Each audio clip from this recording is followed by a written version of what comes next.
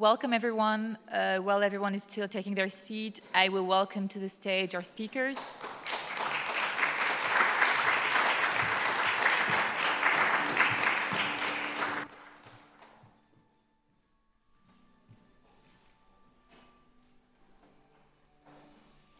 Thank you.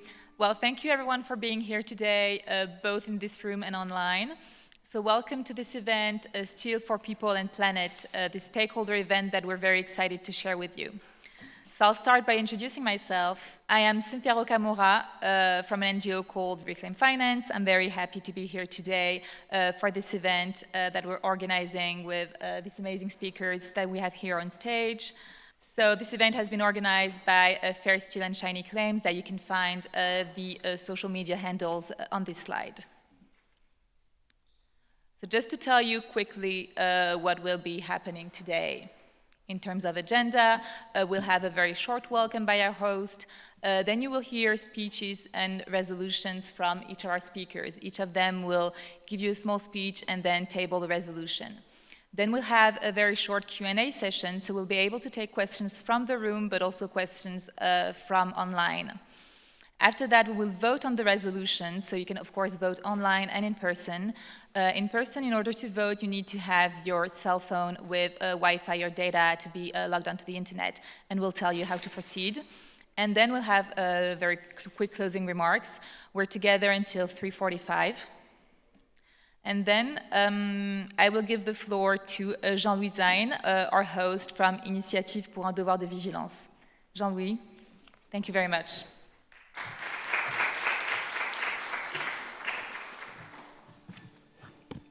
Thank you. Thank you for being here. A warm welcome here in Luxembourg on behalf of the Initiative pour un devoir de vigilance to all present in person and present digitally from all over the world. Bienvenidos a todos a Luxemburgo. Sejam bem-vindos todos aqui em Luxemburgo. And finally in Luxembourgish, herzlich willkommen, ihr all heute zu Lützeburg. The Initiative pour un devoir de vigilance in Luxembourg is a civil society platform devoted to corporate accountability, gathering 17 organizations, NGOs, and trade unions. We are part of the European Coalition for Corporate Justice, which is the largest European Union network with more than 480 organizations throughout Europe to develop a common vision and approach to the issue. Our vision, we are guided by a vision of a sustainable world in which corporations drive for profit is balanced by the interest of society at large, and where companies respect human, social, and environmental rights, and that their practice does not threaten these rights in any of the jurisdictions in which they operate. What we do? We work with decision makers and advocate for European and national policy and laws, while also building a strong corporate accountability movement. The change we want to see is robust corporate liability that holds business accountable. For this, we have 3 priorities: human rights, climate and environmental due diligence, access to justice and remedy for victims of corporate abuse, and finally, corporate transparency. Our work is motivated by the express need to transform Luxembourg, which is home to many corporations in financial sector, but also in different industries, into a leader in corporate accountability and real transition to a sustainable economy in the European Union, which can itself become a global leader in sustainability. In the 2 last centuries, Luxembourg's prosperity was at times based on steel. Today, Luxembourg remains the headquarters for the second largest steel producer in the world, ArcelorMittal, resulting from the merger between Arcelor and the Mittal Steel Company in 2006. As major player in the steel and mining sector, ArcelorMittal is present with operations in over 60 countries and industrial facilities in more than 20 of them. Today, we will hear from global stakeholders if the company's practices live up to its own objective of smarter steel for people and planet. Thank you very much, Jean-Louis.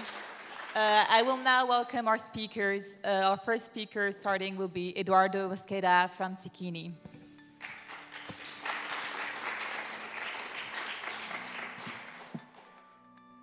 Peoples and planet. The 23rd of November of 2023, Higinio Trinidad de la Cruz was appointed by the mayor of the municipality of Cuautitlan. The 24th, he entered the city hall. After that, he vanished from there. The 25th, he was found dead. Higinio was one of the more notorious environmental and human rights defenders of his indigenous community of Ayotitlan. He was working to improve the bad conditions that this community faces: the poverty, the lack of roads, water, electricity, telecommunications. He also challenged the illegal mining and logging. He criticized the failures of the mining Peña Colorada that is located in the land of his community. This mine belongs to ArcelorMittal. Slide. The map looks more like a cake. Those different colors represent the mining operations. This ArcelorMittal mine gets 30% of the country's iron, but the community remains as one of the poorest in the country. Is there any logic? Can you imagine that happening to you here? Your public transportation, for sure, will be not free at all. In this struggle, Higinio was not alone. In his community of almost 15,000 people, there are a lot of defenders. These lines of mountains is one of the most beautiful and richest in Mexico.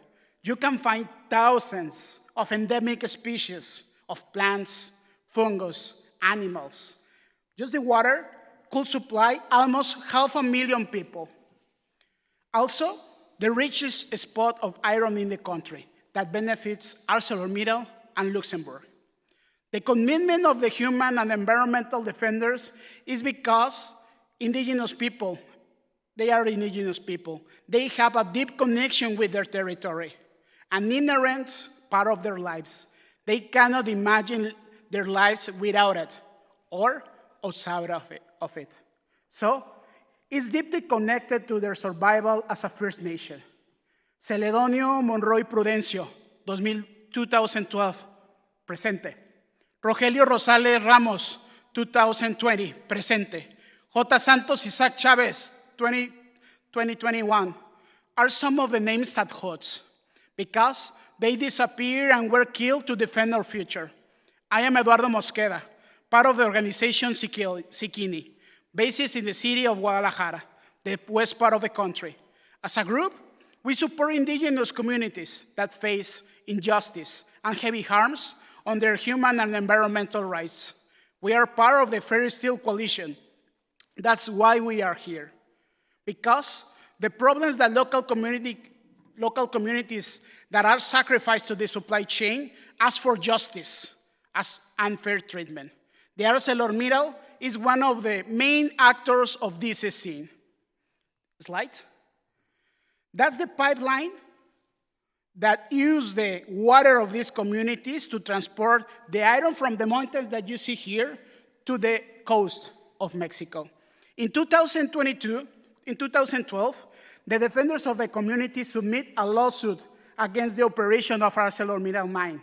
The concerns: water pollution and hoarding, deforestation, destruction of their communities, lack of consultation, and sharing of benefits.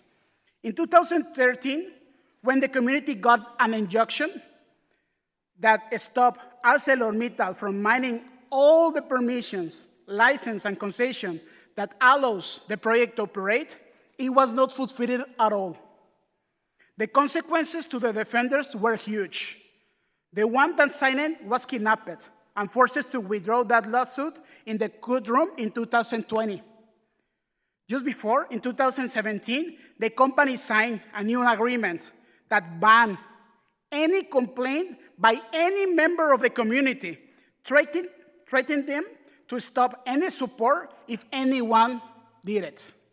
Now, in this context of toxic behavior, you have to add organized crime, the cartel, that bans any form of community organization. They have been attacked, threatened, disappear, and kill anyone that challenge how things happen in the territory. Just 11 mines operate just in their lands. With this nightmare, nobody does what is needed. Neither the ArcelorMittal company nor the Mexican government does any due diligence. The Inter-American Commission of Human Rights just addressed 1 month ago a precautionary measures because of the risk that the defenders and this community face. We are here to call ArcelorMittal to change from company silence and shiny claims to due diligence and commitment with human rights, environment, and climate, just as Jean-Louis said. From a violent context to a safe space. Cease the pollution and hoarding of the water resources of this community. Cease the deforestation and destruction of the mountains and their forests. Cease the displacement of the people's towns.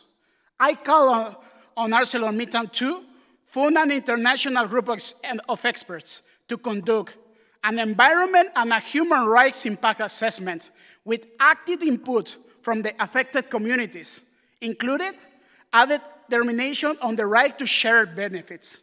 Second, to establish a system for timely compensation for damaged crops and livelihoods with active input from affected communities. Provide also employment opportunities that enable community members to sustain their families. Engage meaningfully with communities in decision-making processes, including implementing free, prior, and informed consent for both land use and mining operations. 4, adopt remedy, including non-repetition guarantees to stop the violence against environmental and human rights defenders. This includes conducting internal investigations on Peña Colorada employees directly mentioned by people of the community as possible involved in threats and attacks with strong ties with other suspects. 5, perform a social, political, and economic impact assessment of the disappearances and assassinations of defenders, including Cenenodio Monroy, Rogelio Rosales, J. Santos Chavez, Javier Contreras, Higinio Trinidad de la Cruz, and others that face these harmful attacks in their territory. I put forward the resolution that ArcelorMittal implement zero tolerance for attacks on affected communities and advocates, adopts measures to effectively prevent violations, ensure independent access for independent investigators, and obtains indigenous peoples' unequivocal consent for all matters that directly or indirectly have an impact of them.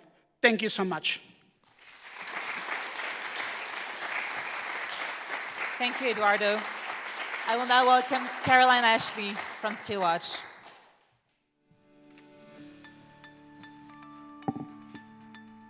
Thank you, Cynthia, and thank you, Eduardo. First, I want to pay my respects to you and the communities you work with, including those who have lost their lives. I want to bring to our attention unnamed people, but they are the millions who already suffer from climate change and the billions yet to come. I cannot claim to speak for them, so what is my stake here?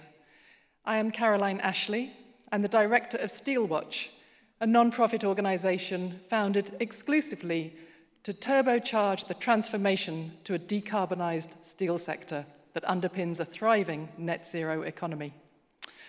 I'm a mum of now 3 young adult men, and the oldest says to me repeatedly, "What has your generation done? And why are they not fixing it?" I am a climate-alarmed citizen. When I see graphs like this, of ocean temperature this year literally going off the scale, I believe the scientists and I hear the alarm. But I'm not a pessimist. I believe transformative change is possible, and we all have agency to make it happen. I don't think we just leave it to governments to fix things.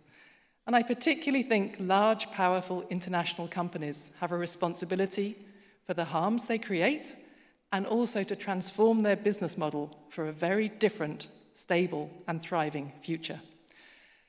So that is the lens that I bring to assess the climate performance and proclamations of ArcelorMittal.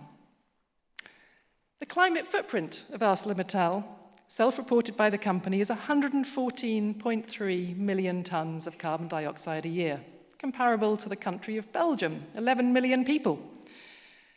In climate change, size matters, and so does leadership.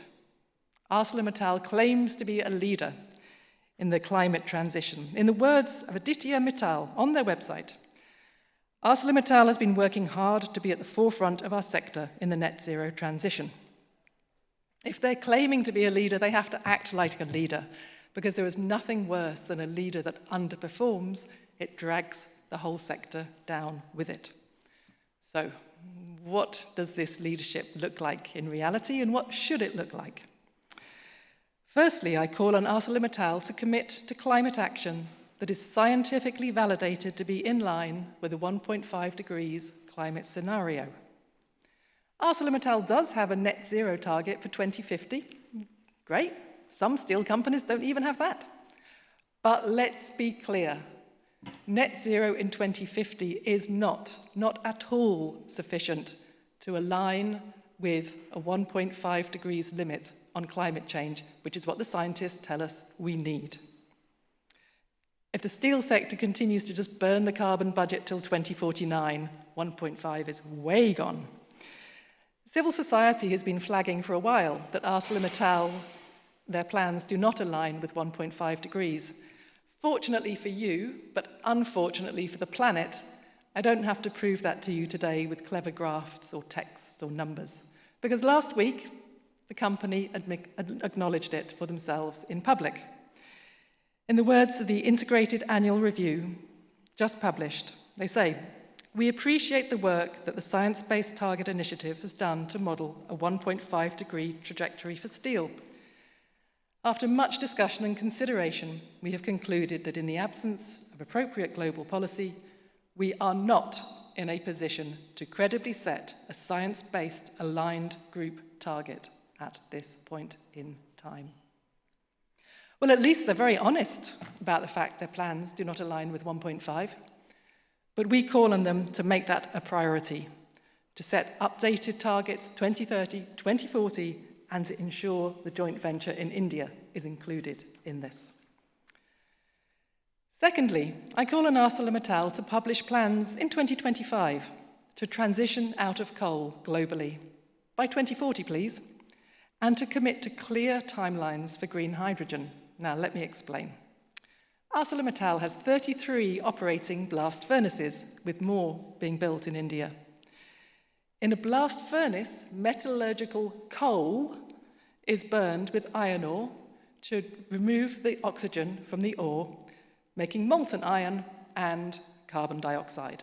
It is the heart of the problem of the climate issue of steel.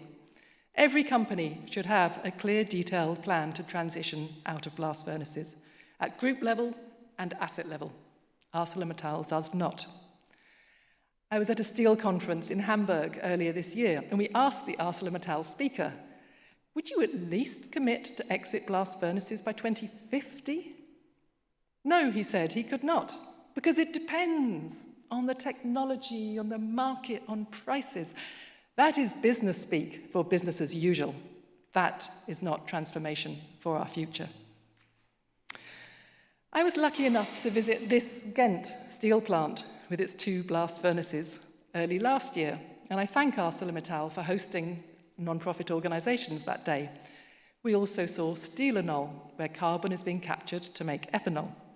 Now, since then, I have heard a lot about these smart carbon projects, Steelanol and Torero at the Ghent plant and 3D at Dunkirk, really a lot. But what you don't normally hear from the company is what percentage of total plant emissions these creative solutions can address. So we had a look. These showcase projects, even if they reach the full capacity mentioned by the company, they would only reduce plant emissions by less than 10% at Dunkirk and less than 5% at Ghent. And yet they're drawing effort, attention, and investment away from the exit from coal, which is what is needed. Now, ArcelorMittal has made some positive announcements to transition from blast furnaces to alternative production, called Innovative DRI, direct reduced iron. The early announcements talked about green hydrogen. Green hydrogen is the only current way to scale up fossil-free steel. But in recent months, we've seen backtracking from these commitments. The one in Spain is the best-known one, to create, quote, create the world's first full-scale zero-carbon emissions steel plant. And yet earlier this year, the media reported ArcelorMittal saying it would not be using green hydrogen. It has no timeline, the projects would be delayed or use gas. Fossil gas is not carbon-free, it is not innovative. So in summary, we have a suite of blast furnaces and more on the way. We have pursuit of carbon capture for meagre results and no commitment to exit coal. Backtracking on specific commitments, insufficient climate targets, and a recognition this does not align with 1.5 degrees. This simply does not count as climate leadership. For ArcelorMittal to become a real climate leader, it needs to step up. And therefore, I propose this resolution. That ArcelorMittal align its climate action with a scientifically validated 1.5 degrees climate scenario and create by 2025 specific asset-by-asset transformation plans to end coal use globally by 2040 and end all fossil fuel use in steel production by 2050. Thank you.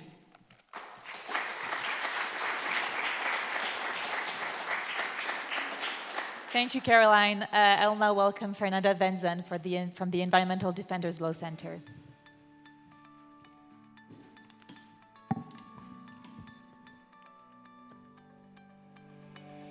Good afternoon, everyone. Bonjour, bon après-midi.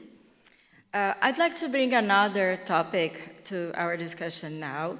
I'd like to talk about what happens at the local level with communities that live in the proximity of mines.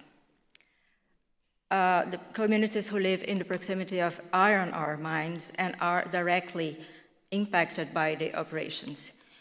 So let's pretend for a minute we are not in Luxembourg. Let's pretend we are in Nimba County in Liberia. There. Okay. So how does it feel? There is dust, there is noise, there are daily blasts, the fresh water sources on which the communities relied upon become dirtier, the fish are disappearing.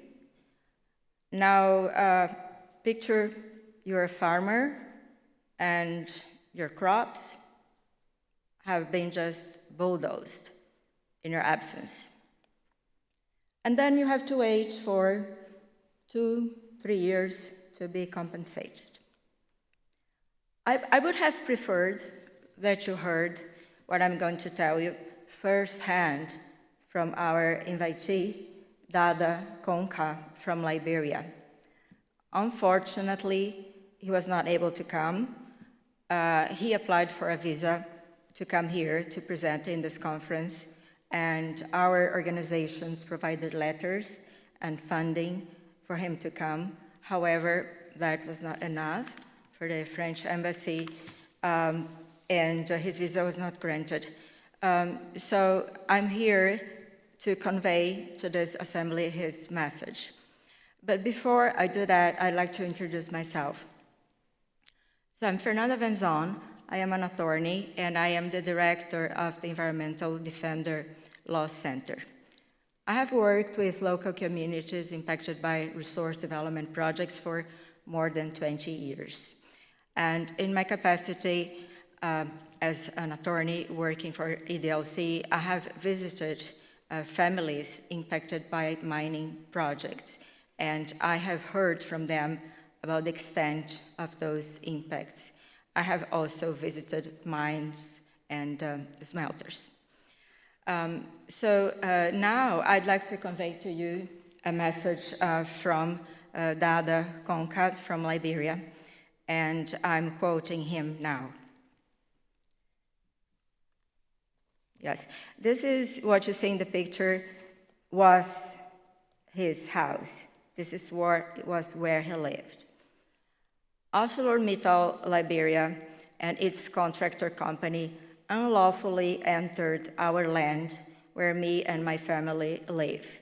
They have used an excavator for 5 good days in our absence and damaged all our crops to build a dam.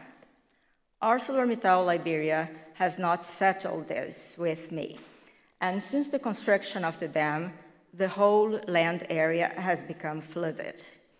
There is no area now for us to settle and no benefit from ArcelorMittal Liberia for us. We have no place now to sustain ourselves. ArcelorMittal is turning a blind eye on our suffering. Dada tells me that ArcelorMittal's operations have impacted local communities in several other ways. While it is true that the company provides employment for some community members, it is also true that it is the same company that destroyed their livelihoods when they built the mine. These lands are now contaminated, there is pollution, and there is land and forest degradation that is irreversible. That loss of livelihoods has not been compensated by Arcelor. Then there is the problem of damaged crops. There have been long delays in the payments of compensation to local farmers 2 years, 3 years after their crops have been damaged. In closing, I'd like to read another quote from Dada himself, which tells a bit more about him, who he is as a local leader, and also his asks for the company to correct course. I'm reading from Dada. I have been working with local communities around land formalization, educating them on their land rights and the right to environment as customary land-owning communities. I warn them that the land is decreasing while the human population is growing every day. It's important for ArcelorMittal Liberia to address the social environmental impact because Arcelor is hugely involved into pollution and community customary land take, and even the loss of aquatic wildlife due to pollution. I have been advocating for improvements because I want for ArcelorMittal Liberia to value the environment, respect human rights, and provide sustainable livelihoods that will positively impact the life of mining-affected communities. I know that those areas under mining operations can no longer be renewed in any way to their natural beauty. So what needs to change? ArcelorMittal is the second largest steel producer in the world. As such, it has the power to raise the bar and set higher standards for its operations, including the protection of workers, communities, and the environment. The changes that we want to happen is that Arcelor recognizes the universal right to a healthy and sustainable environment, including people's right to clean water and clean air. We also want to change to provide an immediate, adequate, and effective remedy whenever negative impacts related to its operations occur. Now, I want to put forward a resolution that we must vote. I put forward the resolution that ArcelorMittal provide immediate, adequate, and effective remedy when negative impacts occur, and seek and obtain the timely and informed views of all stakeholders on all matters related to their operations impacts. Thank you.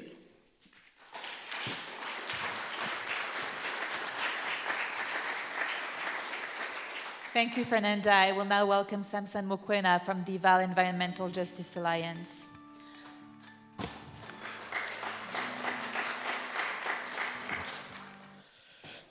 Thank you, Cynthia. Let me thank the organizers of this event. Let me introduce myself. I am Samson Mokoena. I'm the leader of the Val Environmental Justice Alliance based in Vanderbilt Park, South Africa, where ArcelorMittal, South Africa, main operations are based. For decades, we've been fighting for transparency and accountability from ArcelorMittal, South Africa. During this time, I've been voicing the concern of communities living around the steelmaker operations, trying to bring attention to the impact of ArcelorMittal pollution. Slides, please. This is ArcelorMittal operations in Vanderbilt Park. It has not been easy to watch how ordinary men, women, and children are burdened with the impact of coal-based steelmaking in our area. We are facing challenges of poverty, inequality, including the energy poverty. At the same time, we are facing ongoing pollution of air, water, and soil, and the impact of climate change. Also, as Southern Africa, soon to become one of the driest areas in the world, air pollution in particular has caused many harmful health impacts in our area. We are based in an area known as the Val Triangle Airshed Priority Area. This area, it was declared 20 years ago by the Ministry of Environment as one of the worst air pollution in the world. We are surrounded by several big factories as well as coal-fired power stations run by our state-owned power utility. I ask you, how could you breathe? How could you live and raise your children and support your family in these circumstances? The conditions are worsened by groundwater and soil contamination caused by toxic waste from ArcelorMittal South Africa plant. We fought for many years to obtain ArcelorMittal environmental management plan and then obtain a remediation order which mandated a cleanup of contamination of land and address current and potential future risk to groundwater. However, the progress for remediation has been slow, And we are concerned that not enough is being done to ensure that these risks are properly addressed. Slide, please. You can see the huge steel plant in Fernanda Park. We recognize the steps that ArcelorMittal South Africa has taken in trying to address past and current harm to the environment, but these steps have been inadequate and too slow. We also recognize the interactable position which ArcelorMittal finds itself in, with failing rail and energy infrastructure in South Africa. However, we also see the immense opportunity for ArcelorMittal South Africa to make transformative change and to make green steel for South Africa and African continent possible.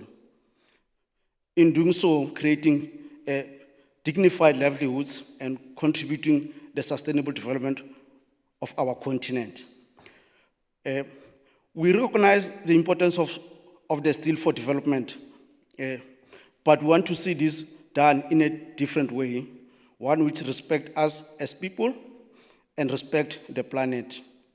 The South African Constitution states that everyone has the right to an environment that is not harmful to their health and well-being, and to have the environment protected for the present and future generation.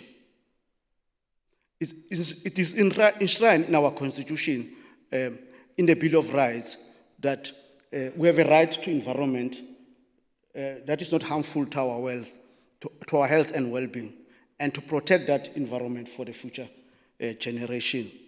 We want to see this right realized and ask ArcelorMittal to help support us and help support ArcelorMittal South Africa in advancing these essential rights. Slide, please.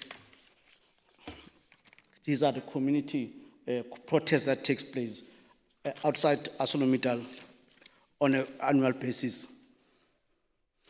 I'm calling on ArcelorMittal to stop lobbying against climate change action policies and to provide a detailed and accurate account of climate policy positions and influencing activities, and to ensure that subsidiaries all adopt the same position and approach. I'm calling on the ArcelorMittal Group to engage with the Fair Steel Coalition to draft and finalize a company-owned just transition plan in order to support its decarbonization effort in a manner which does not leave communities and workers behind, and which ensure that historical pollution is addressed in a meaningful manner, which ensure sustainability for the company, people, and planet. I'm also calling on ArcelorMittal to face up to the decades of harm which has been caused by its steel making, not defend and delay, but take a progressive, constructive approach to deliver social, climate, and environmental justice for first-land communities around the world. The resolution that I put forward for voting today is that ArcelorMittal show that they comply with the highest standard for workers, health, and environment at various business units around the world, and develop just transition plans with communities and workers that address past harm and ensure sustainability for the future. I thank you.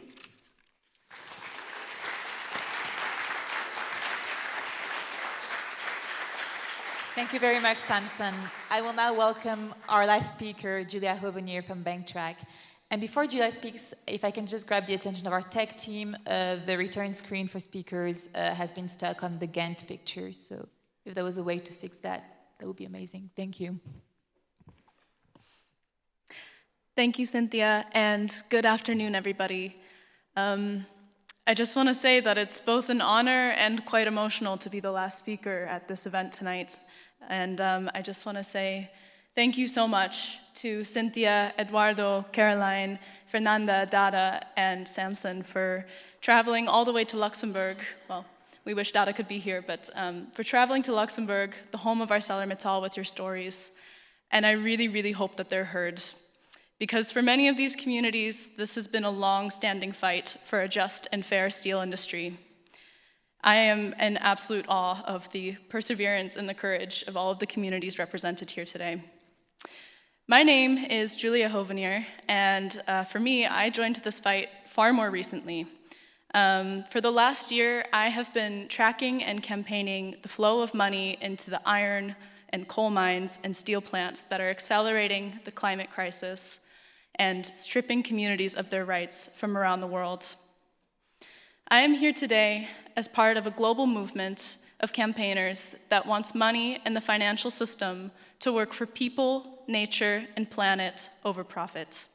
I work for the Dutch organization BankTrack, so I typically look at this for commercial banks, but there's a deep relationship between banks and the steel industry. And today I'm going to talk about ArcelorMittal's money specifically. But I also want to say that I am here as someone who's 23 years old and who's extremely angry that every day that ArcelorMittal does not commit to a fossil fuel phase-out, my future grows more precarious. This anger is not a new emotion for me. I have been part of climate justice movements since I was 16 years old because of this existential dread that I feel for my future. And in my 8 years active in the climate movement, I've heard delay narratives from companies and governments alike that delivering a fossil-free future is just too expensive. But I want to make the point today that that is a very clear choice. And if the wrong decision is made, it could cost millions of lives. Last year, ArcelorMittal made over $7 billion in profits.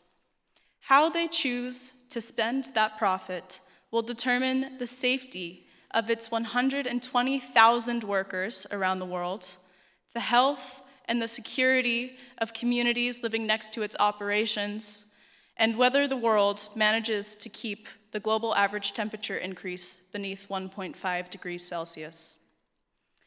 As Caroline and others have shown, on paper, ArcelorMittal has made a lot of shiny claims, saying that they're totally committed to these things, both worker safety and climate action.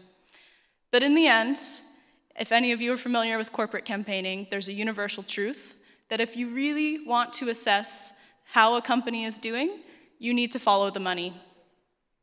So, in 2021, ArcelorMittal estimated that it was going to cost $10 billion by 2030 to get on track with the Paris Agreement. And since then, ArcelorMittal has only spent $500 million. That's just 5% of what's needed in 2024.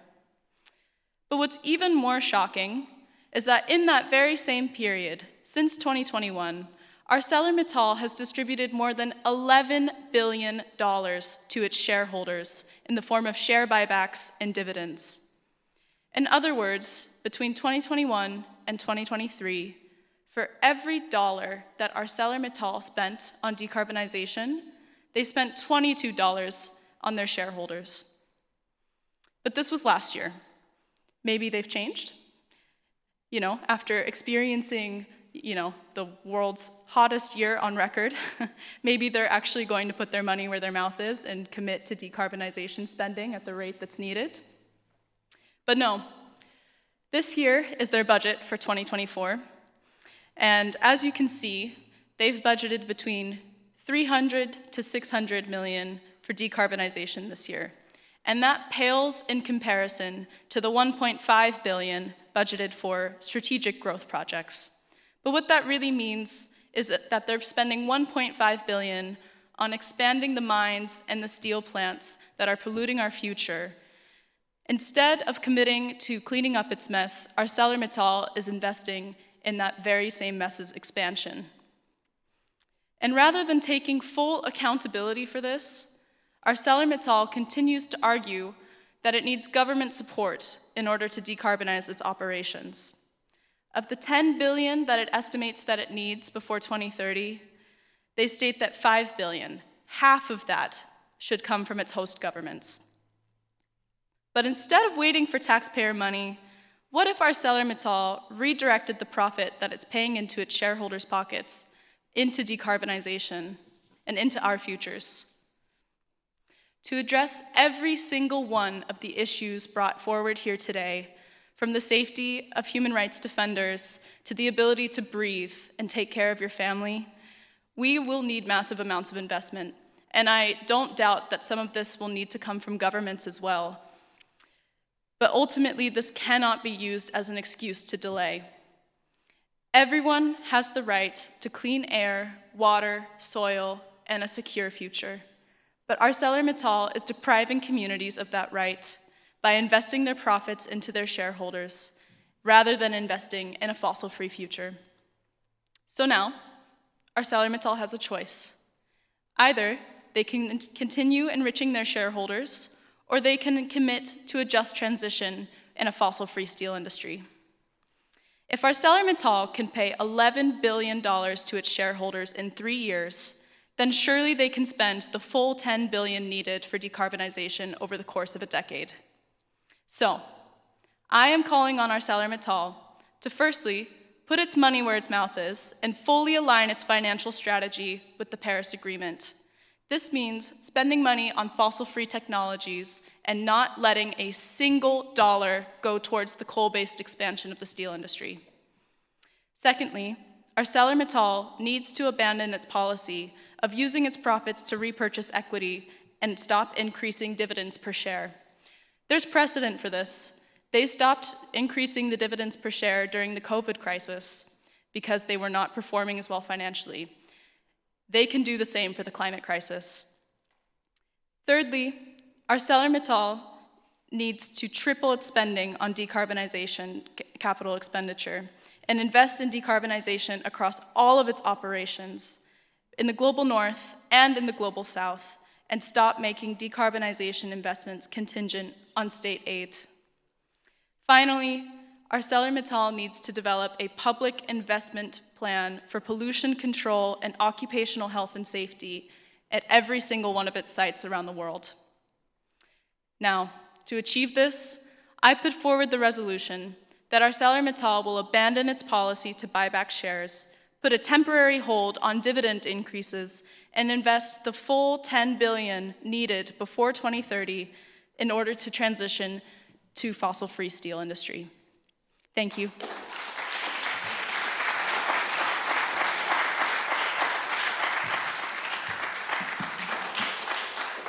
Thank you very much, Julia, and thanks a lot to all our speakers here today. Thank you for coming all the way to Luxembourg. We'd like to thank Dada as well, could not be here, and thank you to our host, and thank you, Jean-Louis. So we will now open the floor to a short Q&A session. So you can ask your questions online, of course, and my colleague will send us the questions. Feel free to also ask your questions in the room. Please keep in mind that we are limited on time, so please keep your questions as short as you can. And my colleagues are here to pass microphones to people who'd like to ask questions. So of course, feel free to raise your hand.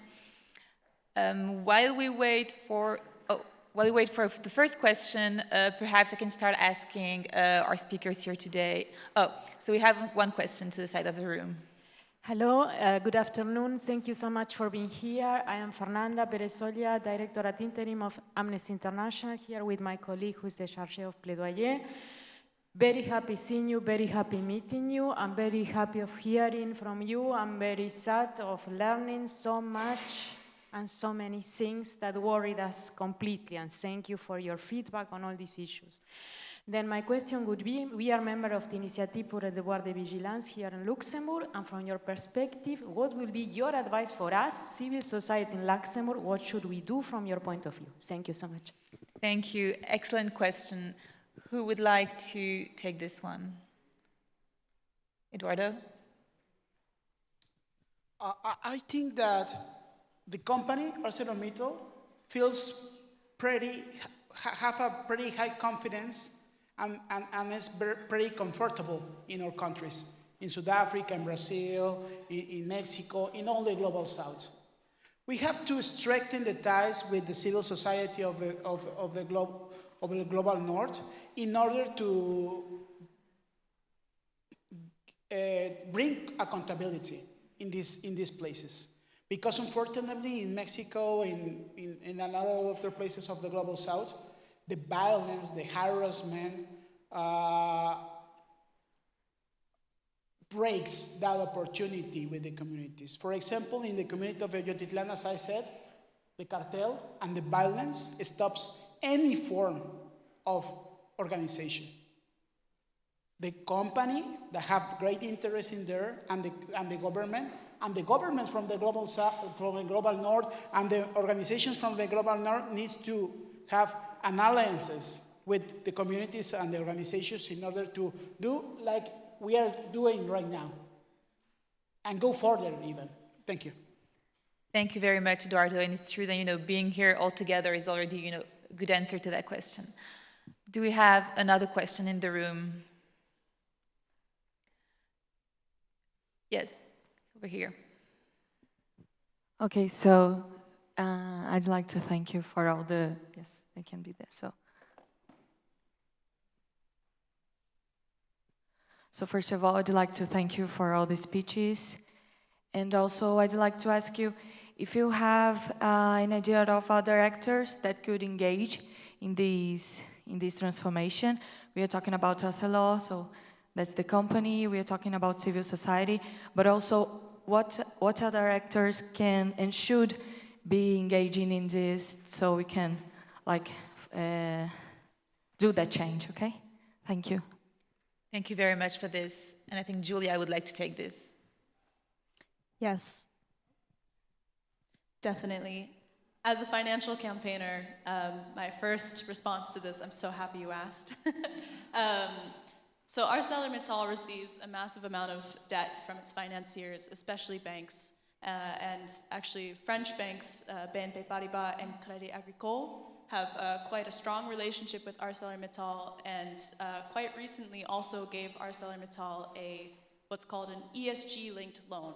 So basically there are certain KPIs that ArcelorMittal needs to meet, and then they have more favorable interest rates. But these banks were really lenient in setting the terms and conditions for what ArcelorMittal needs to do. It's very lax emissions reduction, emissions intensity reduction measures. It doesn't pay enough attention to all of the human rights due diligence that's so clearly needed. So I think ArcelorMittal's financiers, who have regular quarterly calls with the company, they absolutely have an obligation, also as the providers of money for growth and expansion, to engage with the company and make sure that they're fully compliant with the highest standards of human rights and 1.5 alignment. Thank you. Go ahead. Thanks for Reclaim Finance and BankTrack. We got some good meetings with those kind of banks. And in one of that banks, an important guy told us, well, we are doing these ESGs because the reality of the economy put the pressure on us. It's not because of you. So one of the main nature that we are facing all as a humanity is reality. We need to improve the situation of the local communities to face the consequences and to improve our adaptation to the environmental devastation, the climate crisis and the human rights crisis. We need to do it, and it's time. Thank you, Eduardo. Fernanda. Hi. I also wanted to add something to the question from the colleague from Amnesty International. I think we have to stop normalizing the fact that the Global South is where corporate abuse is accepted to occur and environmental harm. Because it is, companies used to have double standards. Imagine that farmers here in Luxembourg not being compensated for crops that have been destroyed or a house that has been destroyed. Imagine excessive levels of pollution in a developed country. That would not be accepted. But in South Africa, it is. In Mexico, it is accepted that there are so many assassinations, kidnappings. and we say, oh, this is Mexico. Well, it is Mexico, but why should we think that there are double standards? So I think we have to stop normalizing these double standards. Thank you very much, Fernanda. Do we have other questions in the audience? Perhaps then I have one question. You traveled all the way here. We're in Luxembourg. We're very near ArcelorMittal. I don't think it could be nearer. Do you have any specific objectives coming here so close to ArcelorMittal?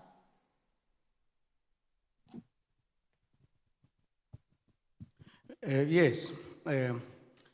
We are here also to raise these issues that we are faced with on a daily basis to the head office and shareholders of ArcelorMittal. Not just to have, because the problem is that engagement in the Global South, it becomes a tick box exercise. It's not a public participation or engagement that is real, must have proper outcomes, just to tick exercise box. It's to make sure that the head office here, the group here, put more pressure to the local operations to make sure that they don't just do tick box exercise, but the engagement that they're engaging on have outcomes for local communities. That's our objectives why we are here. Thank you, Samson. We have a question that came online, and perhaps given time, that will be the last one. So, as ArcelorMittal, I'll read the question which appears on the screen. As ArcelorMittal is an EU-registered company which must abide to EU legislation, I would like to know what you would ask from EU member states to move ArcelorMittal and potentially other European steel corporations forward. Excellent question. Yes, we are very happy that the new sustainability directive has been approved, but we would like the European Union to move it forward with all the details that need to be included, and we think that will be more regulations for the headquarters, but that should go back to all the subsidiaries and all the supply chain of steel and other products. And we also need more regulations because this is, the first step. We know also about tariffs, about carbon tariffs for importing products that generate a lot of carbon emissions, but more of that is needed. Yes, Caroline, One really quick thing. This is not just ArcelorMittal, but the steel industry is shiny. It's a nation builder. It's different jargon in different countries. I'm from the UK. You see it in India, Japan, wherever. But policymakers need to stop thinking that the steel industry is just shiny and wonderful and give it the same scrutiny as they would give other fossil fuel-based industries.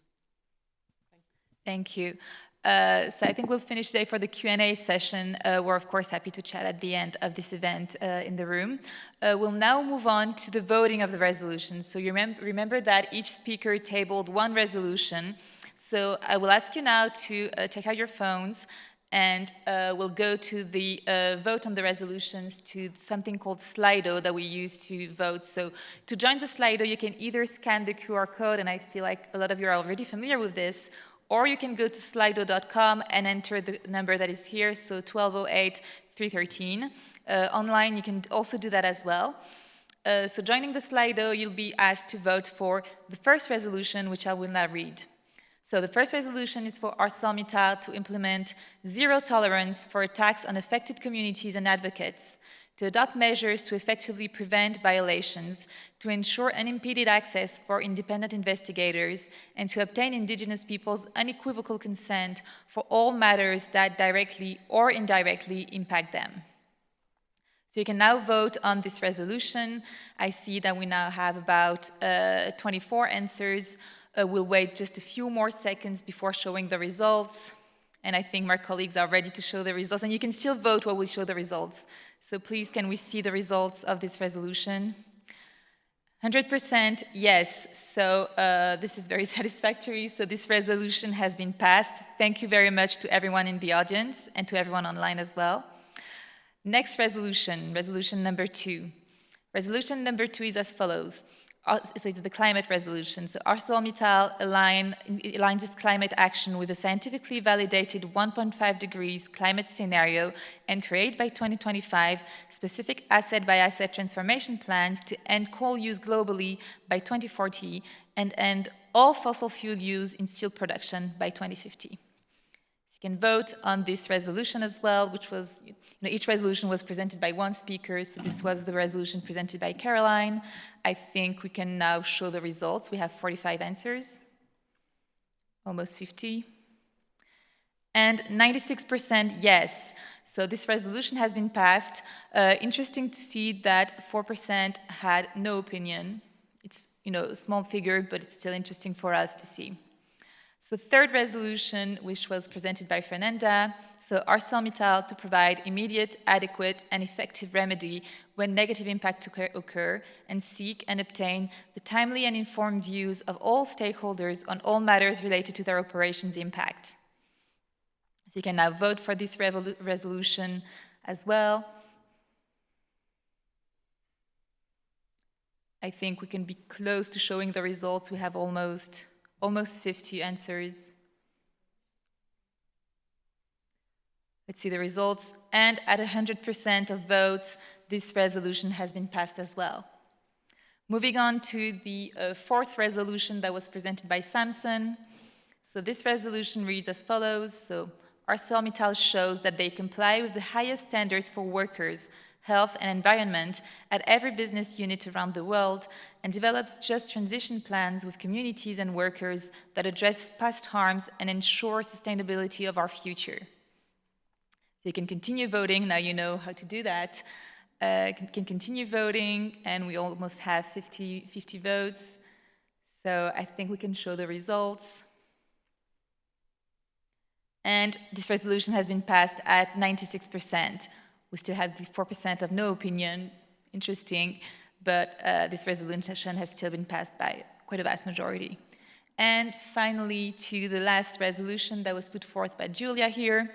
So it is that ArcelorMittal abandons its policy to buy back shares and puts a temporary hold on dividend increases and invests the full $10 billion before 2030 that is needed for a just transition to fossil-free steel.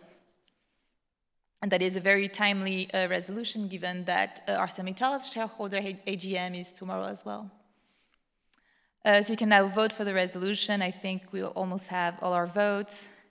And the resolution has been passed at 100% of votes as well. Oh, 98%. Well, still passed. Still interesting to see that some people have no opinion, and I guess that, financial information can be sometimes, not the easiest to grasp, but we're still happy, of course, if it's someone in the room who didn't have any opinion, Julia and myself are very happy to help enlighten any doubts that people have on financial matters. So, as a few closing remarks, we're doing quite well on time. Thank you very much for being here. You saw that from all the presentations, ArcelorMittal has very shiny claims all over its operations, in Europe, but not just in Europe, in the rest of the world, in Mexico, in South Africa, in Liberia, and in Brazil as well. But in reality, what you see in these countries is that this is not the reality. ArcelorMittal is not as shiny as it claims, and even in Europe. So what we'd like to do here today, and the reason that we're gathered here today, is to challenge ArcelorMittal to actually step up to their leadership, to really achieve this role of being a leader in steel decarbonization like they claim. We believe that the resolutions that were presented today are needed if we are to truly see a leading, a future-facing company. As our speakers said, this is not the beginning, because a lot of them started, their fight for their rights quite a long time ago. We are continuing here today. Hopefully, you'll be with us along this journey of continuing to fight for our rights and continuing to try to push ArcelorMittal to become a true leader. And if you want to keep being posted about what will happen as part of this group, please, you can really visit our Twitter accounts, Shiny Claims and Fair Steel, to keep being posted about what will happen in next weeks, months, years. Hopefully, this has sparked some interest in you. We are, of course, as we said, very open to discussing with company representatives as well. So yeah, thank you very much, everyone, for being here. Thank you again to all of our speakers for coming this far, for getting together. Thank you to everyone online. Thank you to everyone in the audience, and thank you to our hosts.